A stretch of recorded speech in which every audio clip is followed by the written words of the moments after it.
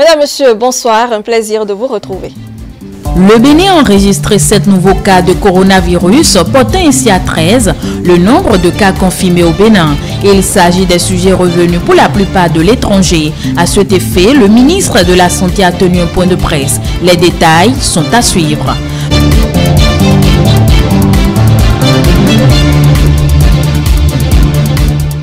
Remise ce jour des actes de naissance reconstitués pour les citoyens béninois. C'est une activité qui est consécutive au recensement des citoyens sans souche.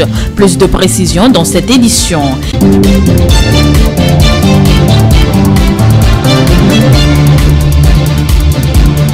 Et puis rencontre ce jeudi entre les conseillers de la HAC et les responsables de la chaîne de télévision Canal 3 Bénin. Le but est de faire part des dérapages enregistrés ces derniers jours en matière d'information sur la chaîne.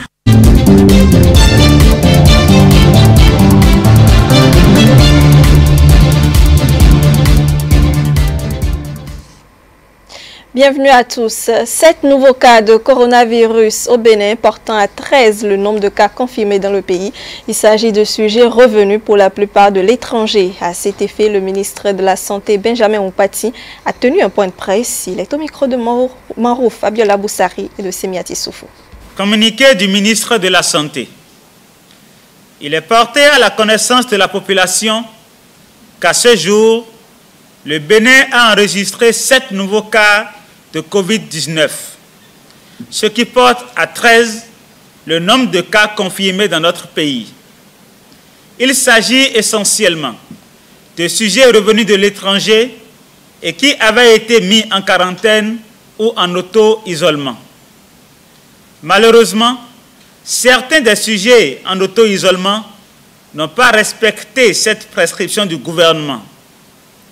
Par ailleurs, il est noté que des Béninois, de même que des étrangers résidant dans notre pays, continuent d'héberger, en violation des recommandations, des sujets rentrés de voyage et qui n'observent pas l'auto-isolement, exposant ainsi toutes les personnes entrant en contact avec ces derniers au risque de contamination. Au regard de ces constats, la population est invitée à redoubler de vigilance, à participer activement à la maîtrise de la situation en observant scrupuleusement les mesures prescrites par le gouvernement et surtout en portant à la connaissance du ministère de la Santé à travers les numéros 5102 0000 ou 5104 0000, la présence de toute personne provenant de l'étranger ne respectant pas les prescriptions d'isolement. Seule la discipline et l'engagement empêcheront la propagation du coronavirus.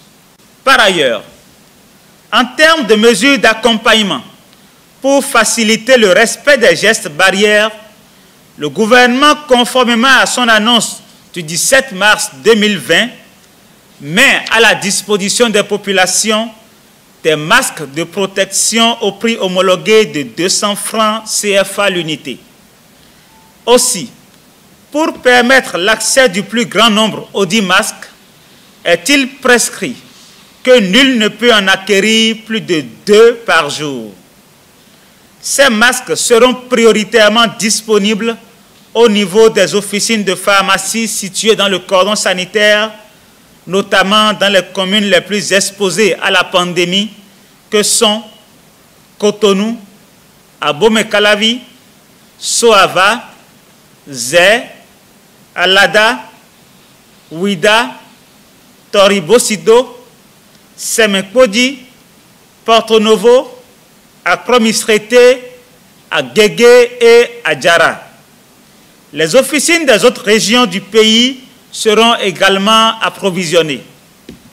Le gouvernement rassure les populations de la disponibilité des 10 masques avec les livraisons en cours et celles à venir et les invite au respect scrupuleux des mesures de protection prescrites par les autorités sanitaires dans la discipline et la sérénité. Je vous remercie. Et pour lutter contre la propagation du coronavirus au Bénin, les regroupements de plus de 10 personnes sont interdits donc par le gouvernement depuis quelques jours. Ceci toujours dans ce cadre, et il faut dire que cette mesure n'est pas du tout respectée au marché Wando de Porto Novo. Le constat a été fait par une de nos équipes de rédaction. Elles disent que non, que le corona ne se trouve pas ici, que c'est ailleurs, que ça ne viendra jamais ici, Inch'Allah, ça ne va pas venir ici. Donc c'est ce qu'elles disent. Ces bonnes dames font partie de celles qu'on pourrait qualifier de corona-sceptiques. Malgré les sensibilisations de ces dernières semaines pour prévenir le Covid-19 et la mise en place de kits sanitaires à l'intérieur du marché, elles ne prennent et ne font prendre aucune disposition sanitaire. Et on les oblige, ils ne veulent pas comprendre ce qui est là. Il n'y a rien, il n'y a même pas de sensibilisation. Parce que depuis, ça fait au moins une semaine. Depuis près d'une semaine, je suis en train de faire le tour de marché Wando. L'autre constat ici au marché Wando de Porto Novo, c'est le non-respect de la distance sociale d'1 mètre. Quelques rares vendeuses et vendeurs dans ce marché mesurent l'enjeu des recommandations du gouvernement. Je constate que dans le marché, les gens n'adoptent pas les règles fixées par la loi. Et je ne sais pas pourquoi les gens s'entêtent à... Sinon, nous-mêmes qui sommes protégés, on nous insulte, on nous lance des injures. Je ne sais pas pourquoi. À plusieurs endroits parcourus au sein du marché de la capitale, l'on observe une grande affluence. Et pourtant, le regroupement de plus de 10 personnes est interdit par le gouvernement depuis quelques jours en vue de lutter contre la propagation du coronavirus au Bénin. Moi, le conseil que je vous donne, c'est de passer au marché pour dire à tout le monde de se mettre les trucs là sur le nez. Et puis pour la distance là, elles ne veulent même pas respecter la distance. Quand tu leur dis... Je les amène à se protéger, à protéger leur entourage. Sinon c'est pour notre bien net. Même s'il n'y avait pas une maladie, c'était bien normal qu'on se protège au moins. Au marché Wando, les mesures sanitaires sont foulées au sol par commerçants et acheteurs. Ainsi, les dispositifs préventifs s'imposent autant comme barrière que simple souci d'hygiène banale. Un tour par contre dans le grand marché de Porto Novo et celui d'Arangbo, le constat est perceptible. Les femmes de ces marchés respectent scrupuleusement les mesures sanitaires prises par le gouvernement. Les dispositifs de lavage des mains, le port de masque ainsi que la distance sociale de mètres sont respectés. Elia Djiran. Des kits sanitaires de lavage des mains sont perceptibles à la devanture de quelques boutiques et à l'intérieur des marchés à Wangomé et du grand marché de Porto Novo. Preuve que vendeurs et acheteurs ont conscience de l'existence du Covid-19 et prennent des mesures barrières. On est sûr de ce que le gouvernement a dit et on fait tout ce qu'ils ont dit. On lave les mains, les gens lavent les mains avant de payer et chacun a 1 mètre de distance. Dans les marchés, le constat est simple. Un écart d'1 mètre entre marchands s'observe. Mieux, chaque acheteur se doit de garder une distance. Toutes ces mesures sanitaires témoignent du respect des recommandations du gouvernement et sont d'ailleurs mises en application par les bonnes dames. On constate des installations qui ont été faites pour permettre le lavage des mains systématique, même déjà pour les vendeurs, les vendeuses et les clients aussi. Ça se passe bien, on constate aussi que les mauvaises habitudes commencent à diminuer un peu. Voilà. Les gens ne crachent plus, on ne se salue plus, mais on respecte la distance que le gouvernement a prévu qu'on respecte. Je pense que d'ici quelques 2-3 jours, tout le monde va se ranger et rentrer dans l'ordre parce que ça continue de sévir la maladie. Et voilà. Les usagers, quant à eux, sont satisfaits des dispositions prises par le gouvernement afin de protéger la population et de lutter contre la propagation du virus. Et saisissent l'occasion pour remercier Patrice Talon tout en lançant un appel. Il y a les mesures de sécurité un peu partout. Donc, on trouve que le gouvernement il est en train de faire son travail. On serait obligé de demander à nos femmes du marché de faire la même chose. Donc, pratiquement, ça tient, ça ira. Tout ça, c'est de nos biens. C'est pour nos biens. Sinon, la maladie, c'est contagieux. La maladie est contagieuse. Et c'est une épidémie. Donc, l'État veut nos biens, soi-disant.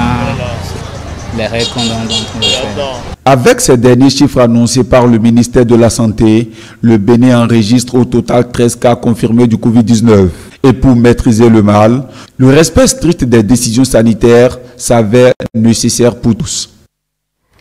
De l'autre côté de Ndali, le constat fait sur le terrain relève encore beaucoup de négligence des citoyens, même si les autorités montrent leurs efforts dans la lutte. Léon Baton-Héros, Maker-Kapo.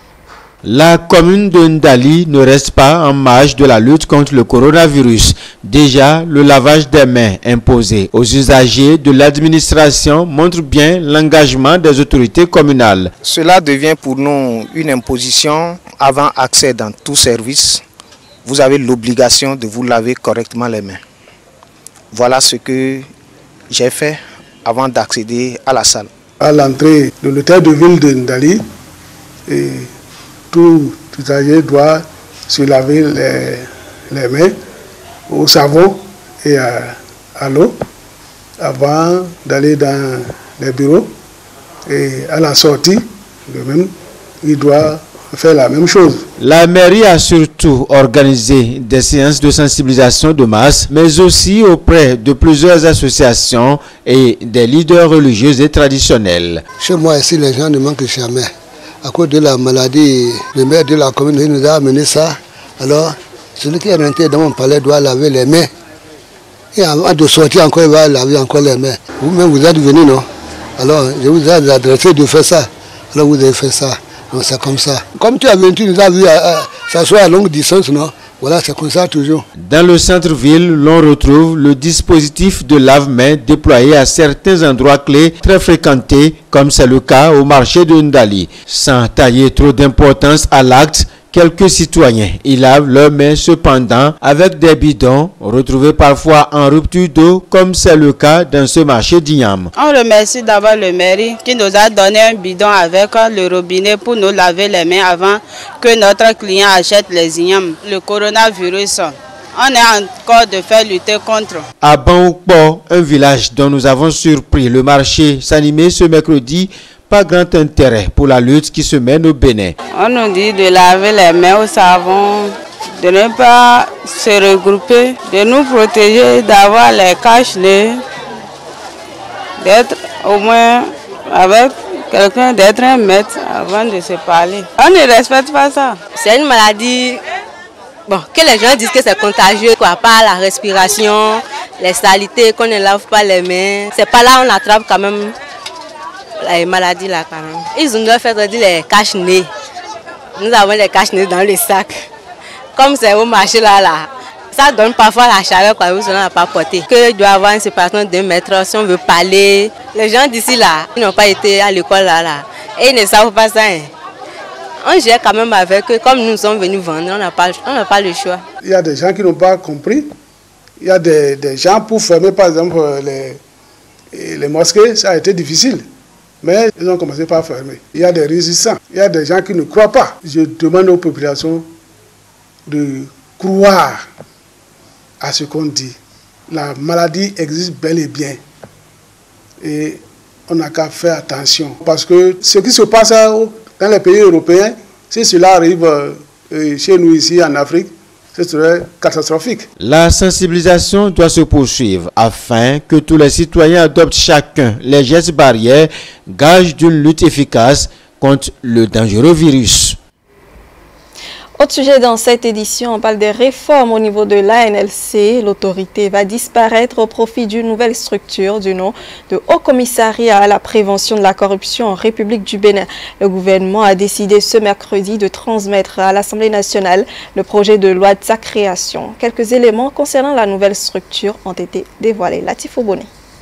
Depuis la prise en main de l'ANLC par Pascal Irénée Koupaki pour gérer les affaires courantes, les Béninois s'attendaient à la suite réservée par le gouvernement à l'autorité nationale de lutte contre la corruption. La structure, en plus d'avoir été peu opérationnelle depuis sa création, a semblé depuis 2016 être dépassée au vu des nouveautés enregistrées dans la lutte contre la corruption. Depuis ce mercredi 1er avril 2020, le gouvernement a révélé ses nouvelles orientations au sujet de l'ANLC qui va céder sa place au Haut Commissariat à la prévention de la corruption en République du Bénin.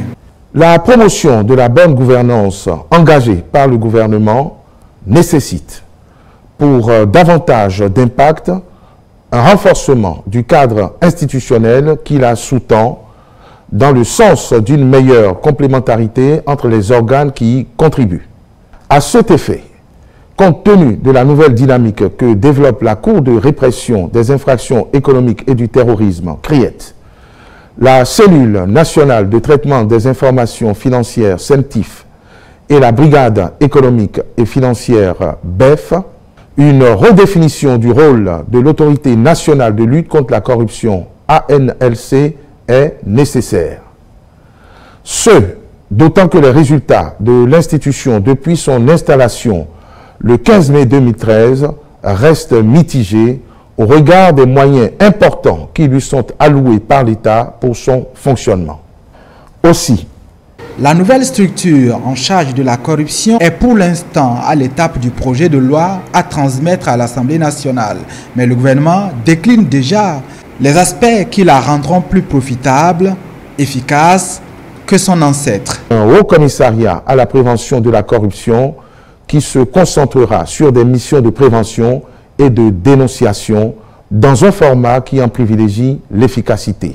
Cette restructuration découle aussi de l'option de confier désormais cette mission à une personnalité de grande réputation morale et professionnelle. Le ministre de la Justice et de la Législation et les autres ministres concernés veilleront à l'aboutissement de la réforme ainsi envisagée.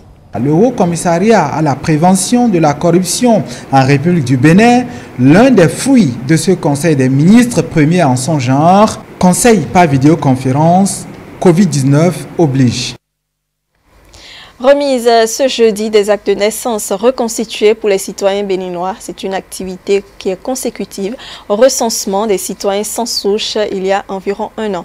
En raison de la pandémie due au Covid-19, l'ANIP a pris des dispositions. Le point avec Isaac Adjé.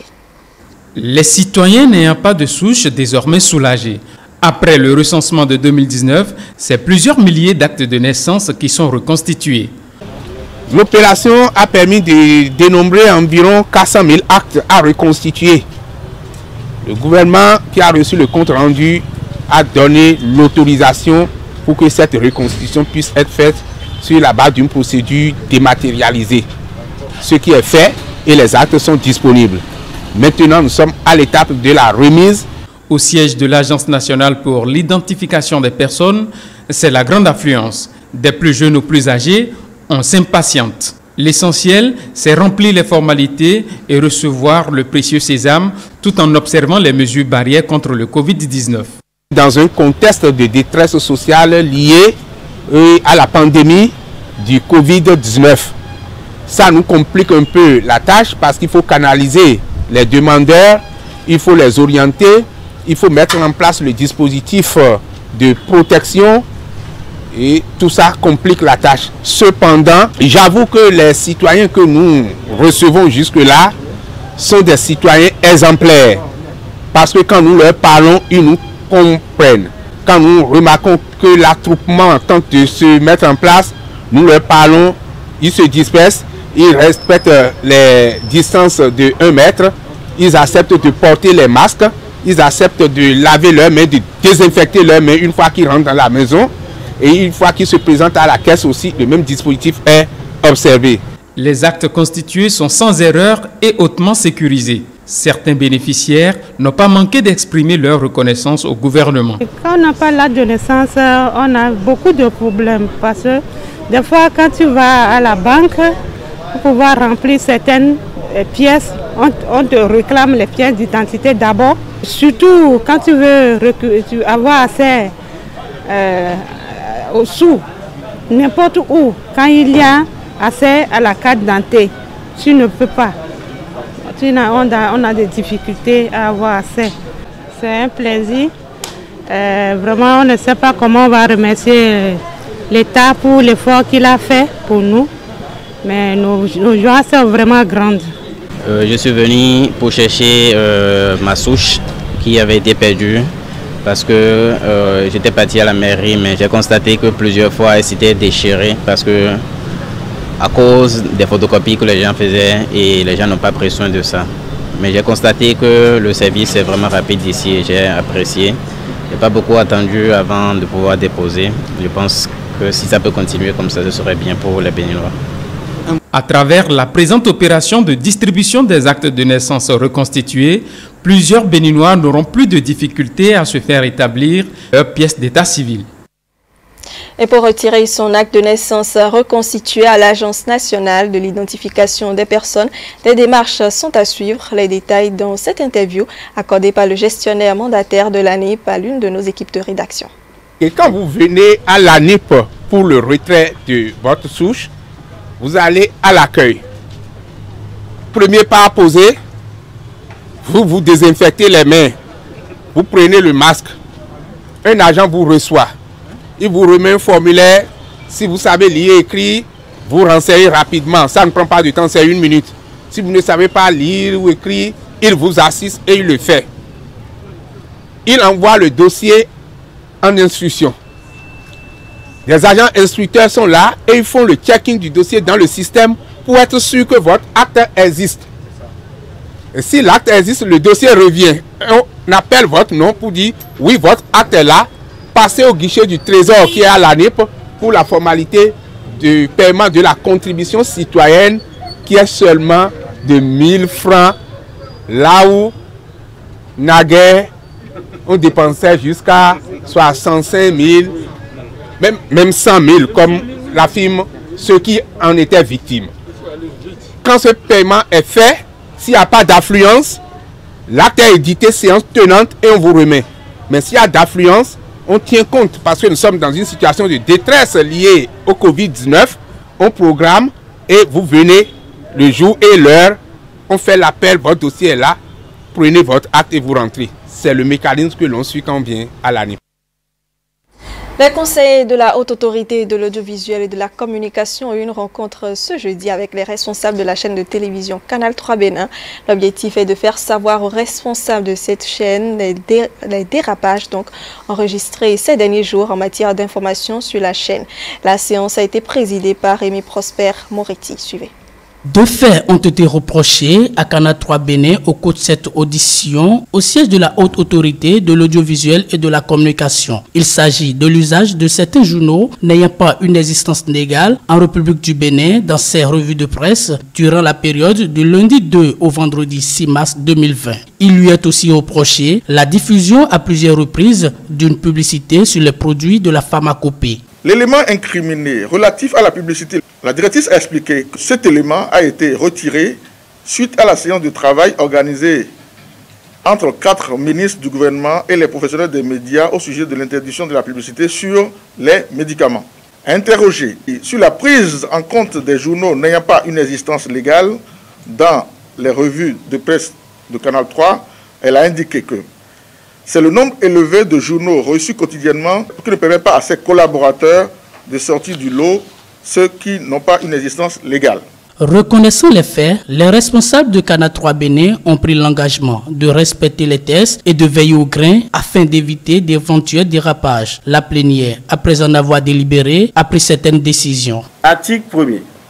Le promoteur de la chaîne de télévision privée commerciale Canal 3 Bénin est mis en demeure de respecter les dispositions de la décision numéro 20-008-RAC du 5 février 2020 portant réglementation des activités des médias pendant la période de pré-campagne pour les élections communales et municipales de l'année 2020, celle du décret numéro 2018-262 en date du 28 juin 2018 portant interdiction de la publicité sur les professions médicales, les activités médicales, les médicaments et autres produits médicinaux et celle de la décision numéro 12001-RAC du 4 janvier 2012 portant interdiction temporaire de la publicité en matière de pharmacopée et de médecine traditionnelle. Les conseillers de la Haute Autorité de l'Audiovisuel et de la Communication profitent de la séance pour inviter les autres chaînes de télévision et organes de presse ayant une existence légale en République du Bénin au respect strict du Code de l'information et de la communication ainsi que de la loi organique de la Haute Autorité de l'Audiovisuel et de la Communication, RAC. Puis le climat des affaires au Bénin continue d'être assaini. Le gouvernement et l'Agence nationale du domaine foncier, ANDF, ont lancé ce mercredi une nouvelle plateforme dénommée Inoter. Objectif, rendre l'administration foncière plus performante au service des usagers. La cérémonie de lancement a eu lieu au ministère de l'Économie et des Finances. Mathieu Boko.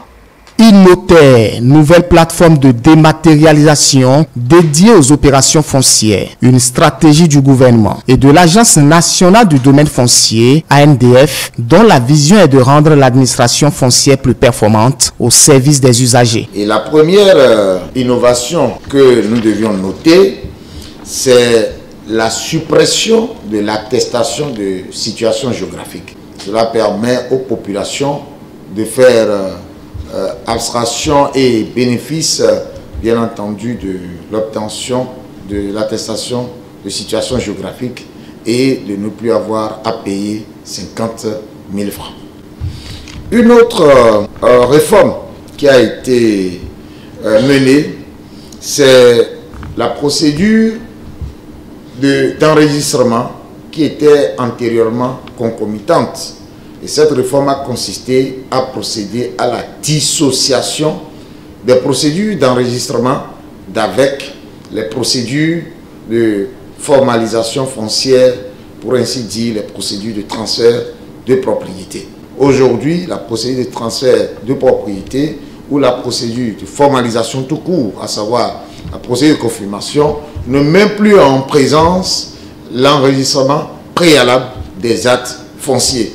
Toutes choses qui constituaient par le passé des entraves majeures pour les populations de pouvoir obtenir un acte de propriété ou bien de satisfaire l'obligation de formalisation foncière. L'objectif est de faciliter les formalités de transfert de propriété. Et pour atteindre cette mission, l'administration procède à la simplification du processus. Sur l'état descriptif ici, qui se présente ici, nous allons rentrer dans ce module-là pour vous montrer comment, de façon réelle, cette procédure s'exécute.